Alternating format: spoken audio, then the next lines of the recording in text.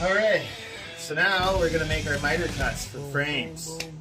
Pretty excited to do this part because that means we're that much closer to putting in the full backer and then starting the actual project. So let's do this.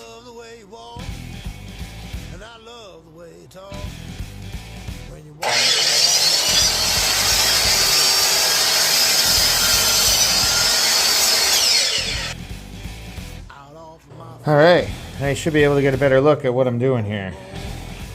So you can see she's nice and good. So we're just gonna put that right down here. Now we can see. Go like that.